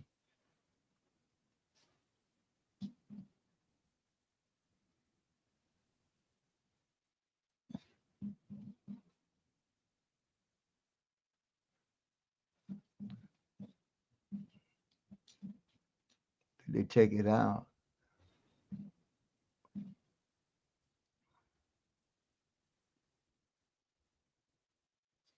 Hey, this was all done on a John F. Kennedy.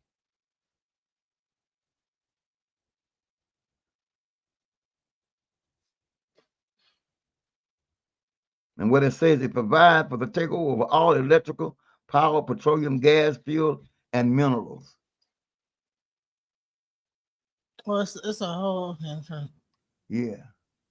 In other words, it's taking, and they're doing all across the world, is trying to take the mineral rights of various countries, and this is how you control it. If I take away your mineral rights, okay.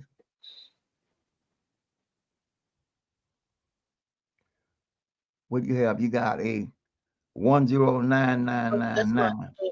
Yeah, here we go. Okay. What do we have, love? Scope. The Secretary of the Interior hereinafter approaches the Secretary shall prepare national emergency plans and develop preparedness programs covering electrical power, petroleum and gas, solid fuels, and minerals. These plans and programs shall be designed to provide a state of readiness in these resource areas with respect to all conditions of national emergency, including attack upon the United States. As used in this order, the term electric power means all forms of electric power and energy, including the generation, transmission, distribution, and utilization thereof. B. The term petroleum means crude oil, synthetic liquid fuel, their products, and associated hydrocarbons, including pipelines for their movement facilities specifically designed for their storage. The term gas means natural gas, including helium, and manufactured gas, including pipelines, facilities specifically designed for their storage. The term solid fuels means all forms of anthracite, bituminous, subbituminous, bituminous, and all that stuff. There's one says executive order 11,000. You see it? In the coke making product? What is this? Coke. Hey, selling. Producing coke maker. Because you know they got this thing about this coke. And see, there's one that executive order 11,000. Is it like a coke that's not cocaine? It's I'm not for sure, but you know I know what coke is. Hold on, wait a minute now. coke producing the coke making. Go back. It says mineral means all raw, right? All kind of coke, coal machines, and coke making processes. Okay. The term minerals means all raw materials of mineral origin, except petroleum, gas, etc., as defined in the Atomic Energy Act, 1954. Right. So go back to Executive Order 1100. I'm gonna skip a couple of them because I know people say they're getting bored with all this reading. This is what we're dealing with, people. All this window dressing is not really addressing what's going on behind the curtain. So we're trying to show you that hidden government that's really running things. And when they get it where they want to, go ahead. Yeah, what they say, what do they say? If you want to hide something from people, you read it in the book. You put it in the book. You put it in some words. You know what I'm saying? So everybody is getting snippets of news and videos of what, and we get our news from, we'll see, oh, Donald Trump, he signed an executive order for this, and we get the bullet points, right? Yeah, but the thing about it, they never tell you what's in the executive order. He signed it, but what is in the executive order? Right. We need to start looking at they never read what's in that order. Now, you know, he's writing this in, but what is in the order? What does it really say? He's signing it. It's not gonna say kill everybody. Right. You know? And we just up there like just watching it on the news. Yeah. He signed this. I mean, and the guy, and notice this, he do not have a computer on his desk. They have to read it to him. Look at it. Every time he's sitting down, you never see a desktop or laptop on it, and the guy has to read it, then he sign it. What's up with that? Right. Why is that? He just be signing, see, they ain't read shit, just be signing it. Look at it. He just be skinning and grinning and signing. Right. You know what? You think about it. He don't read it. You know, he didn't read it. He just sit down and just start signing stuff. So that's how you know somebody said, okay, today you're gonna be signing this. Like he ain't read that shit or nothing. He somebody not read it through. This is what I need to sign this. Sharpie, give man a Sharpie, he go crazy. Ain't read shit. Just sign.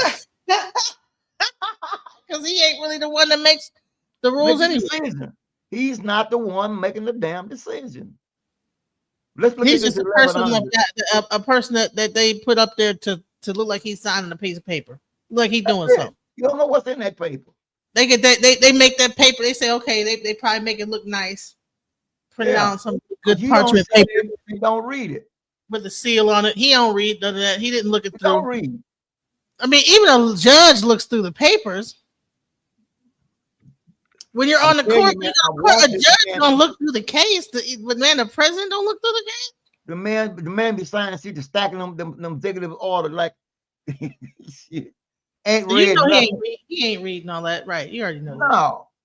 That. Let's look at this executive order 11. To sit there and read through all that. Somebody just told him this is what you. They read it and they tell him, okay, well, this is what we're gonna do. You sign it right here. Right. Wow, that's crazy. Executive order 11,000 assigning what? Hold on. Executive order 11,000 Okay. That's when you got pulled up. Assigning emergency preparedness functions to the Secretary of Labor. Hmm. Huh. So you have a lot of like assigning things to different people. Are these new executive orders? These are old ones. We got some more. Okay. These are the foundation of the ones we're building off of. Okay. This is 1962. Look how long that's been. And these are the ones they build everything else off of these 11. So basically, this whole country is set up to, if anything happens, these are the things that's going to go into place. They're already in place. They're happy. Oh, they're already in. No, I'm saying that this is going to kick in. It's already kicked in. All you do is wait to pull the trigger. Oh, wow. It says civil manpower mobilization. Read that one on A. Develop plans and issue guidance assigned to utilize to the maximum extent civilian manpower resources, such as plans and guidance to be developed with the active participation and assistance of the states and local political subdivisions thereof and of other organizations and agencies concerned with the mobilization of the people of the United States. Such plans shall include, but not necessarily be limited to, manpower management, recruitment, selection, and referral training, employment stabilization, including appeals, procedures, proper utilization, and determination of the skill categories critical to meeting the labor requirements of defense and essential civilian activities. Wait, what is this talking about? Wait.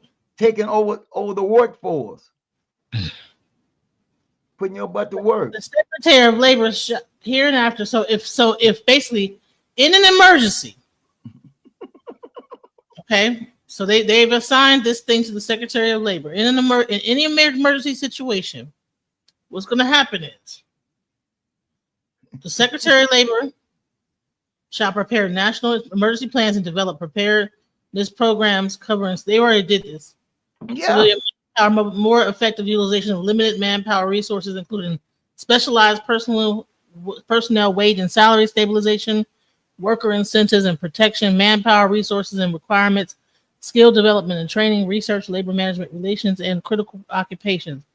These plans and programs shall be designed to develop a state of readiness in these areas with respect to all conditions of national emergency, including attack upon the United States. So if the United States is attacked, they are going to take over the work. Citizens, put them in work brigades and put their butt to work. Wow. And it's going to be done state by state. State by state. County by county. You know, and they're going to use like the communities to round people up to do this work. Right. We're going to do two more. One, 11,002. 11,002.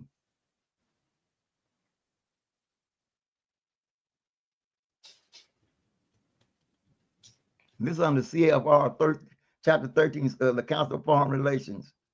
Yeah.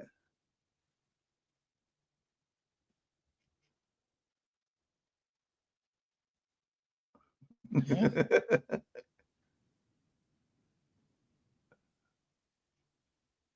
You know, they've been talking about privatizing the post office. Trump, we're going to privatize the post office. Okay, here you go.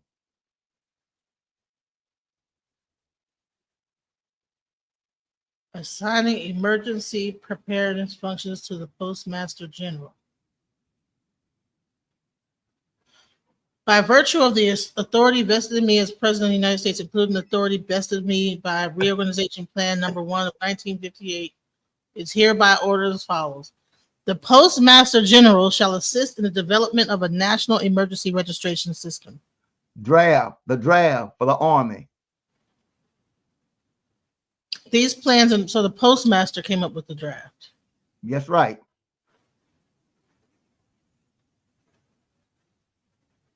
Wow. These plans and programs shall be designed to develop a state of readiness in this area with respect to all conditions. So this is when the draft came into. If somebody bringing it back.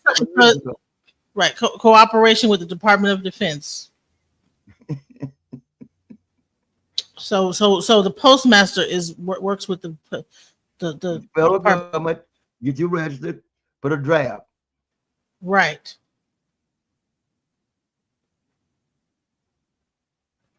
Huh, that's probably why they always needed it's always your address and whenever you move that all that stuff. Yeah.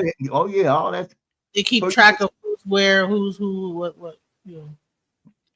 and I mean, there's Wow. some more, but we'll do one more. Executive 11004.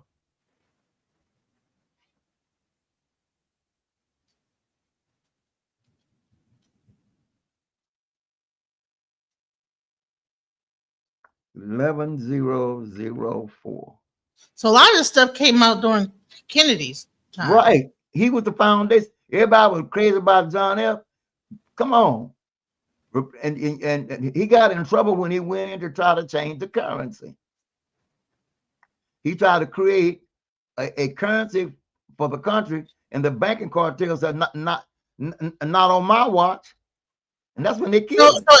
so was he a good or was he bad? Like Kennedy. Because everybody be all like, "Oh, John F. Kennedy."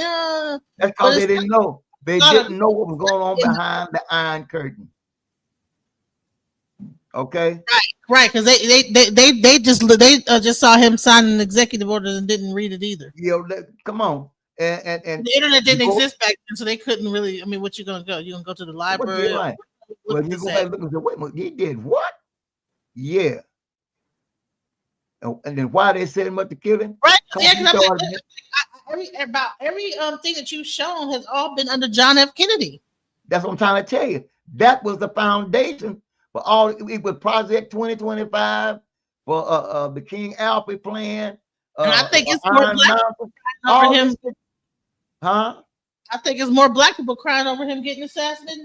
It was because they thought they didn't even know he was all kinds of crazy martial law, putting things into place, taking away, ready for the emergency preparedness in case everything, take away people's rights. Everybody, all the labor was going to go into this thing. You're going to be drafted. I mean, he was putting a lot of stuff into play. Wow, that's crazy. And a lot of folks don't even know that until you just showed it today. Wow. And it's more. That ain't the tip of the iceberg. So he was assigning a lot of emergency. What was he planning for? Like, was he trying to create was he planning for a war to happen on the United States soil? Remember at that time, we was in heated battle with Russia. You remember? Oh, he thought that Russia was fixing to come over and try to take over America. But later on, now who's in now? China and Russia's in here now. Right. Wait, is Russia here? Yeah. Where?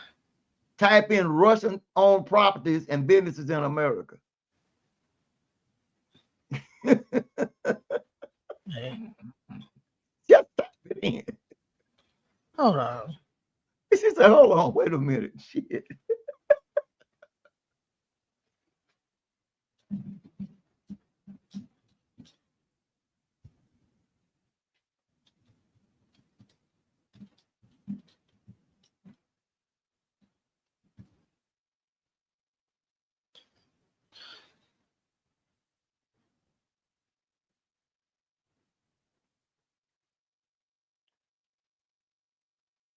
Hold on. It says, so what they do is they come in with an LLC.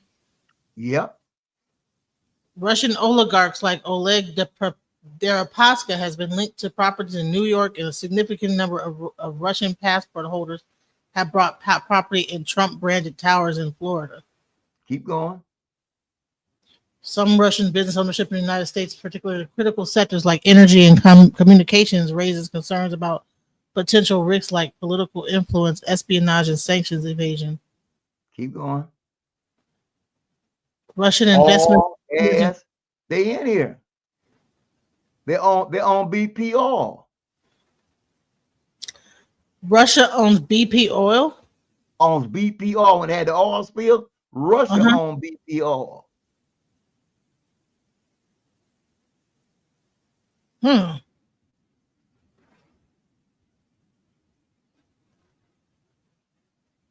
So there's some big oligarchs, Russian oligarchs for money into the U.S. Barney is trying to say what he said. These are, and they also don't say that Trump is tied to a lot of the Russian oligarchs. Damn. No shit. Russian money flows through U.S. real estate. But it makes sense because if Donald Trump's in real estate, Russia got the money to invest, and he's trying to do these huge projects. The man will sell his mama for the prices right. Wow. And this is no attack. This is just what people don't see while you chasing the illusion and all the excitement out there. This was going on behind closed doors.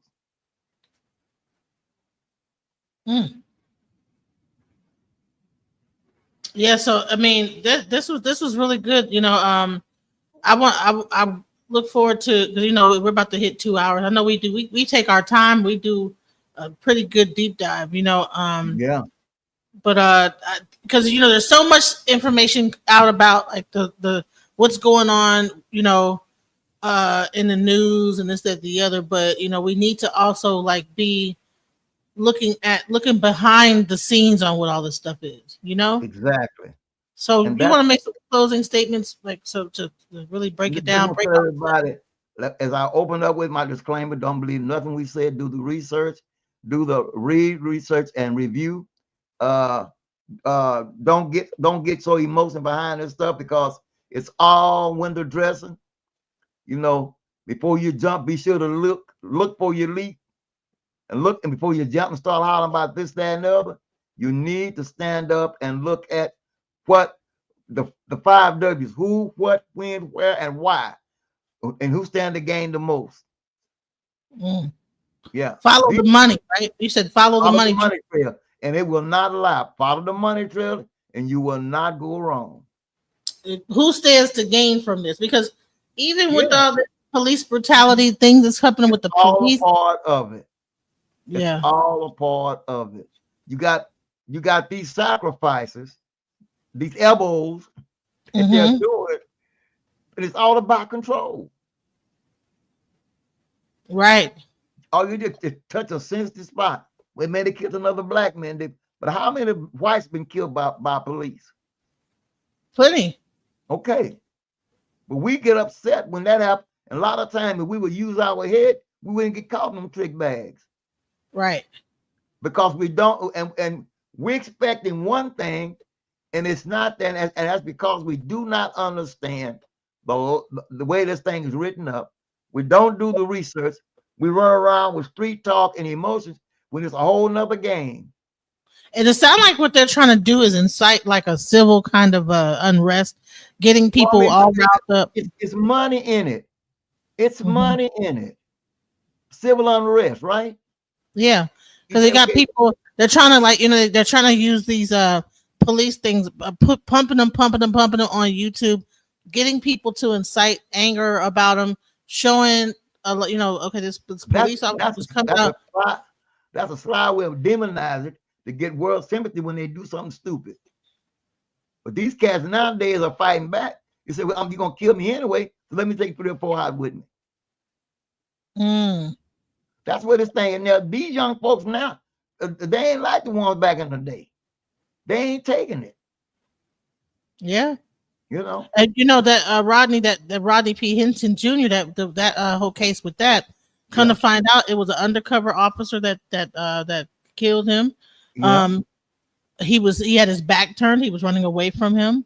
We saw the video. Right. The father saw that on the video, and next thing you know, he's running over a cop, and I'm not sure if he was the one driving or not, but the lady passed on too that was supposedly driving. I don't know, but then he goes to court. His brother knocks on the window and lets him know that he's there. Police stand up. There's like 100 police officers in the courtroom, and they escort his brother out of the thing. He says, "Listen, I just want to talk to my brother, and I just wanted to say hi and let him know I was there." The police, all 100 of them, for some reason, they're taking up all the seats in the courtroom, so nobody else can come and sit in the courtroom, like the family members, you know. Right. And what's crazy is that so Hinton, he's filing a lawsuit against them, the police department, for doing that, and it's like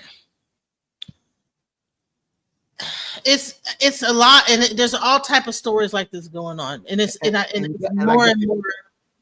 And you got to watch this electronic media because they can change the narrative. They can shape it like they want to. You know, we talk about this brother over there in Africa, Ibrahim. You know, they've been trying to kill him 4 times. You know, and all the stuff he's doing. You know, and he told me, they're trying to put him in jail. Yeah, and everything else. You know, and the You brother know, so there's all kind of wild stuff going on. So, bottom line is that we have to be careful about like let's be smart about the stuff that we watch and let's look deeper than just what's on the surface. My request: don't jump and go get all the emotion. Do your research. Go do your research. Don't look at just one news channel. Check them all out and see how consistent they are, and who's saying what, and who's, you know, and then go back and do your own personal deep dive into documents. You know, don't just take these news reporters because they give you snippets. I don't need the snippets. Give me the whole story. You know, right? That's what we try to do today here on this platform. Documentation beats conversation. You know, exactly. So we bring you documents. Now you ain't got to believe it, but here's the paperwork. Don't get mad at me. Get mad at your paperwork. See, and I want to thank you, Sister Monica, for even opening the platform up. And I'm hoping that somebody, I know Paul Purdue, he got in there saying some things, but we got some young men that's ready to come on with me. They locked and loaded. You know, right? We're gonna really start doing some deep dives into this government stuff because you know so people have a clear understanding of what's really going on. Because it's one thing to just be a victim of all this stuff and after the fact, but it's another thing when you know what's happening, then you know how to react to it, and it's not a surprise. I got one thing that I want to share with the group, and I don't know if you caught this, and I caught this. This thing with Shadora Sanders, right? About the draft. That was all planned and set up. They already knew that he was going to the Browns. He already met with the Browns. But what it was, when they saw how the people got excited behind it, the ratings kept going up. And they did it for ratings. They kept him out for ratings. He's the #1 selling jersey. Played on the sympathy of the people. I mean, he's a hell of a quarterback. They know you talking about Deion Sanders' son. Yeah, they kept him out on purpose because had he to win the first draft, they'd have lost viewers because he stayed there to the 5th round. They had more people watching the NFL draft than in the history of it, all because of him. He already cut his deal with the Browns. He already knew where he was going. So they didn't even. So that whole thing was just a. That was political theater for the thing. Deion is a businessman. This man know how to market. They already talked to these folks, and they know with Shadora in there. Everybody call it Shadora should go first. If he'd have went first, they'd have lost viewers. But now that you got Vegas gambling on it, all these big gamblers gambling on it, you getting all kind of pros and cons things. And the boy sitting there smiling like a chess cat because his money steady going up. Right. He knew where he was going in the 5th round. Hell, Tom Brady went in and I think like 199 when he got drafted. Really? Wow. And he got 5 or 6 Super Bowl rings. And Tom Brady and Shadora are best friends. Wow. Tom Brady trained him. So why wouldn't he know the game? If you doubt what I'm saying, look where Tom Brady got drafted at, and look where Shadora got drafted at, and look at the style. I told folks, y'all quit believing the hype. This is all about the money. Everything is really about the money.